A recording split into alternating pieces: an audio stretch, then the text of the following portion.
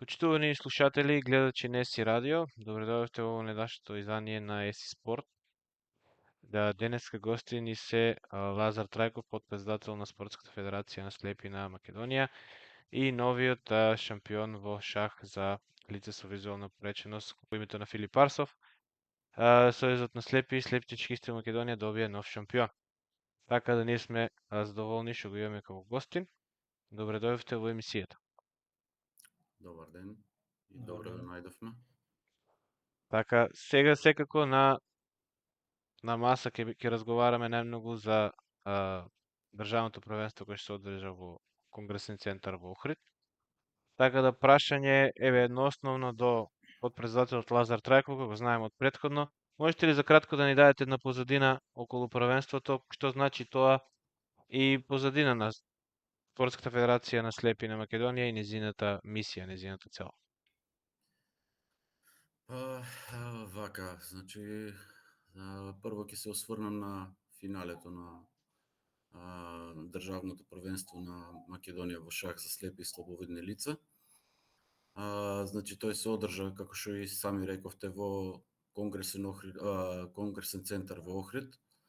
И најпрво би сакал да се заблагодарам до самиот персонал, до самиот хотел, до директорката Тања, која ни направи едни прекрасни, да не речам, а можам слободно да речем идеални услови за одржување на еден ваков настан од нели државен карактер. Така да условите за игра беа феноменални, значи имавме сала климатизирана, имавме суди, салата беше тивка, суди и тоа врвни суди во името на Џоко Котески и финалето веќе го произведе Борис Лушевски. Првенството помина и полуфиналето и финалето во еден прекрасен надпреварувачки дух. Немаше никакви проблеми, значи шахистите беа коректни, ферплей беше на највисоко ниво уклучено, така да со еден збор помина прекрасно. Сега чисто за финалето, значи и тука јавно би сакал да му честитам на Филип.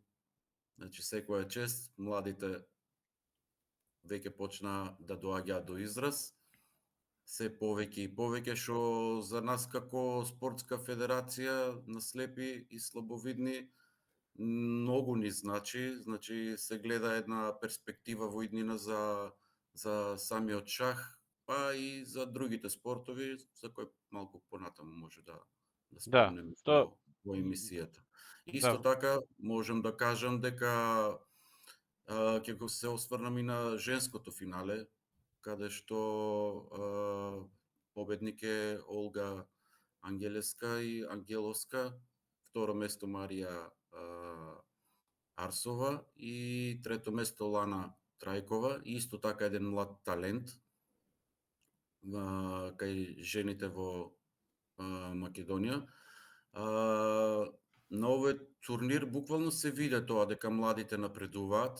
Значи до последно коло тука кај мажите беше толку изедначена борбата, па и кај жените, ама кај мажите дефинитивно, значи сите играа 9 кола и тоа на максимум што се вика дадо од себе за да ги постигнат овие успеси кои ги остварија. Значи последно коло се решаваше кој ќе биде и прво, и второ, и трето место, и кај мажите, и кај жените. Значи Филип си изигра стрпливо, си изигра квалитетно, си го доби тоа и сега си е заслужено шампион. Мада во последно коло имаше опција, ако Стефан Мелник добиеше со Даниел Димов, мислам дека ќе беа многу изедначени со Филип и тука ќе решаваше Соленбергерот кој ќе биде новиот шампион, но за жал или среќа на Филип, Стефан изигра реми и така тој си остана сам на врвот.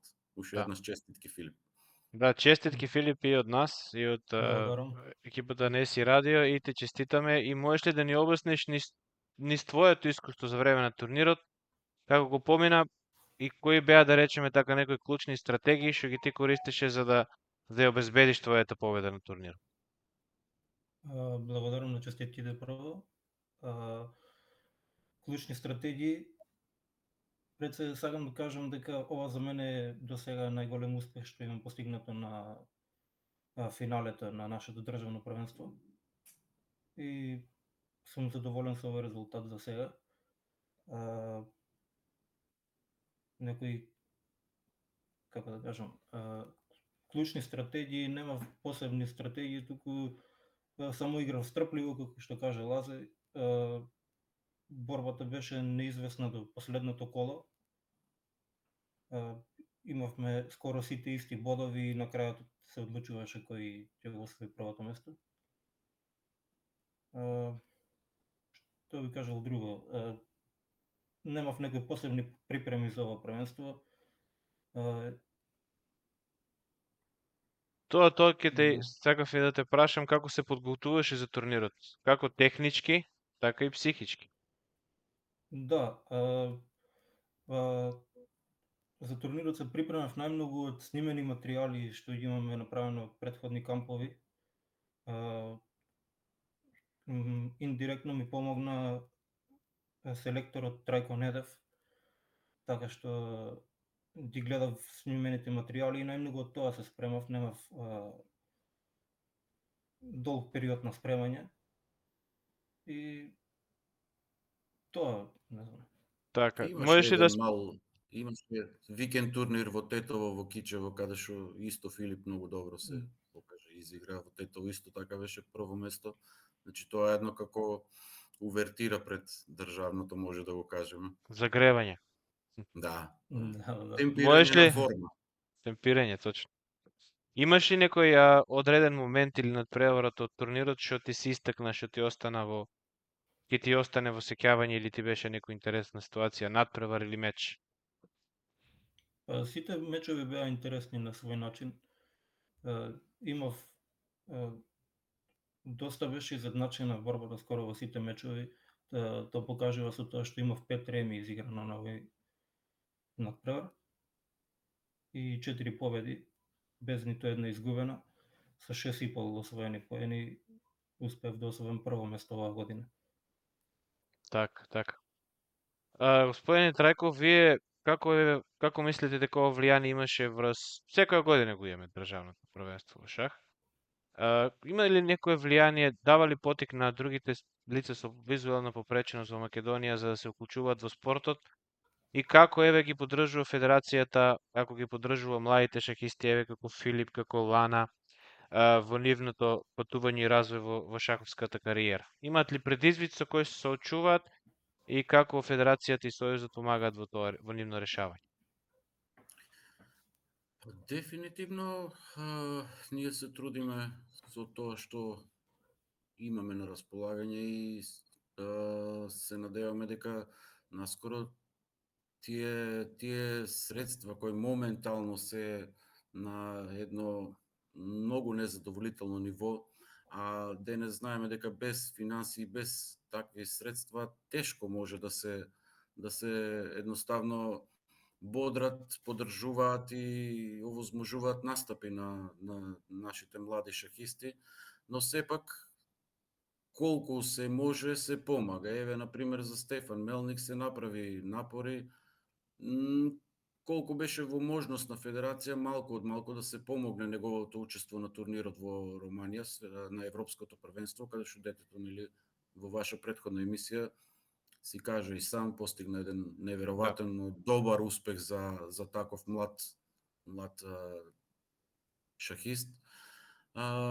Други имаме уште две деца, Лана Трајкова и Филип Величковски. Исто и за нив федерација ова година овозможи настап на младинското првенство кое се одржа во Сириус, хотел Сириус Струмица, каде што исто стекнаа нови искуства, играат со стварно многу поквалитетни деца од нив. Деца од Алкалуит, од Мултиесенс, од Гамбит, од Капабланка, кои се врвни шаховски имиња во екипниот спорт на Македонија, шаховски спорт на Македонија, така да за Филип се надевам сега после овие успеси и овој негов квалитет кој што го покажува, дека и за него веќе ќе се планира најмала рака сигурно е веќе репрезентативец, значи он веќе ги посетови тие репрезентативни кампови кога се одржуваат, заедно со сега и Стефан, со Миле Чапанов и по старата гарнитура што е од репрезентација на шаховска репрезентација на слепи и слабовидни. Така да се што е во наша моќ, сега се надеваме највише и на ова новото министерство да се добијат нели некои малку по како да кажем поголеми средства со кои стварно ќе може на овие наши млади таленти да им се пружи многу поголема поддршка. Какви планови има Сојузот пред се Федерацијата на слепите за промовирање на шахот и други активности од спортската сфера помеѓу своите членови во иднина? Па, се трудиме. Значи, еве и преку вашето ЕСИ радио, значи, се промовира, имаше нели кај вас и анализа на партии со Љубиша Андановски порано. Значи, ние на секој начин едноставно пробуваме да го промовираме тоа, ама некако интересот кај младиве не е на тоа задоволително ниво кое ние го очекуваме, но сепак се трудиме. Значи и во школото што е за слепи и слабовидни лица Димитар Влахов и таму има курсеви, мислам не курсеви, туку на часови по физичко се мислам дека се обучуваат младите деца таму да го играат шахот, но сега со ова Да. модерно време, телефони и компјутери, мада тоа треба да им биде уште поголем поттик, пошто ние во наше време и ги немавме тие погодности, тие паметни телефони и компјутери. Сега на нив им е многу поедноставно кога би сакале да тренираат шах. Значи имаат услови, има федерација нуди и поддршка од тренери, поддршка од настапи по турнири, така да едноставно децата треба само да изразат своја желба и ние сме тука да им помогнеме. Сега кои наредни турнири се на агендата? На агендата моментално сега се неколку викенд турнири поред во предстојниот период. Сега најпрво е Гевгелија, 16, 17 и 18 август, тоа ќе биде меѓународен турнир, веќе четврта година поред се организира. До година здравје и јубилеј да си дочекаме. Поканети ќе бидат гости од Србија, Бугарија, нешто ќе пробаме и од Грција оваа година да донесеме. Исто така играчи од целата наша држава. После тоа следуваат турнирите Прилеп,